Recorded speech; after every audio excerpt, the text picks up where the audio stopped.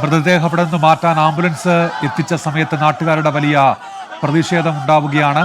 ജില്ലാ കളക്ടർ ഉൾപ്പെടെ അവിടെ എത്തി നാട്ടുകാർക്ക് ഉറപ്പ് നൽകുന്നുണ്ടായിരുന്നു. അവർ ഉന്നയിച്ച 3 ആവശ്യങ്ങളിലും പരിഹാരമുണ്ടാകും എന്നുള്ള ഉറപ്പ് ജില്ലാ കളക്ടർ ഉൾപ്പെടെ അവിടെ എത്തി നൽകുന്നുണ്ടായിരുന്നു. മാത്യു കുഴനാടൻ MLA യും ആന്റണി ജോൺ MLA യും അവിടെയുണ്ട്. ആന്റണി ജോണിനെതിരെ നാട്ടുകാരുടെ പ്രതിഷേധമുണ്ട്. അദ്ദേഹം സംസാരിക്കുന്ന സമയത്ത് മൃതദേഹം നീക്കുന്നതിന് വേണ്ടി അവിടേക്ക് ആംബുലൻസ് എത്തിച്ച ഘട്ടത്തിലാണ് ഇപ്പോൾ നാട്ടുകാരുടെ പ്രതിഷേധം അണപൊട്ടുന്നത്. ഉന്നയിച്ച ആവശ്യങ്ങളിൽ അടിയന്തര പരിഹാരം വേണമെന്നവർ ആവശ്യപ്പെടുന്നുണ്ട്. നാളെ തന്നെ അവിടെ ട്രെഞ്ചിങ്ങിനും ഫെൻസിങ്ങിനുമുള്ള നടപടികൾ വേണമെന്നവർ പറയുന്നുണ്ട്. നഷ്ടപരിഹാരം ഇന്ന് തന്നെ കൈമാറണമെന്നവർ ആവശ്യപ്പെടുന്നുണ്ട്. ഇക്കാര്യത്തിലൊക്കെ അനുകൂല തീരുമാനം ഉണ്ടാകുമെന്ന് എറണാകുളം ജില്ലാ കളക്ടർ NS ഉമേഷ് അവർക്ക് ഉറപ്പ് നൽകുന്നുണ്ടായിരുന്നു. പക്ഷേ പലപ്പോഴും അദ്ദേഹത്തിന് മറുപടി കേൾക്കാൻ നാട്ടുകാർ അവിടെ തയ്യാറാകുന്നില്ല.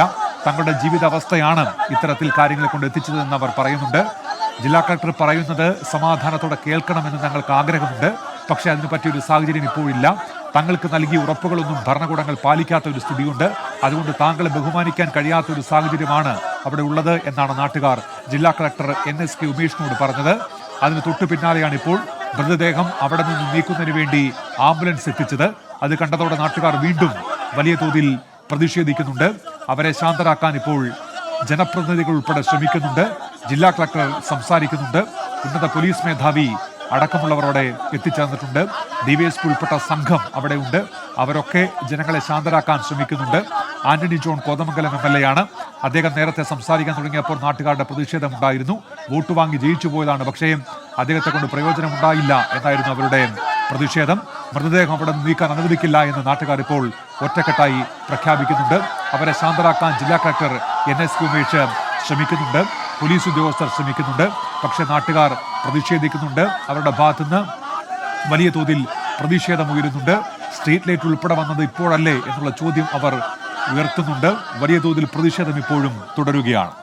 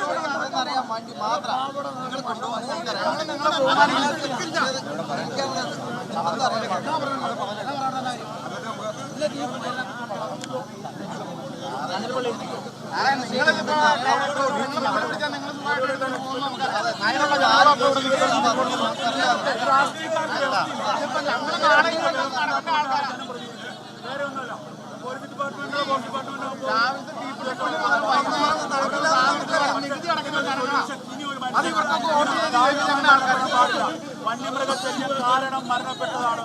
കുട്ടമ്പുഴ പഞ്ചായത്തിലാണ് കുർളമ്പനി ഒരു കാച്ചേരിക്ക് പോണ വഴിക്ക് 40 വയസ്സുള്ള ഒരു യുവാവാണ് മരണപ്പെട്ട് കിടക്കുന്നത്. അയാളുടെ ബോഡിയാണ് ഈ കിടക്കുന്നത്. 6 മണിക്കൂറായി ബോഡി ഇവിടെ കിടക്കുന്നു. 6 മണിക്കൂറായി ഇവിടെ കിടക്കുന്നു. ഇതാണ് ഒരു ചർച്ച മാത്രമേ ഉള്ളൂ, ചർച്ച.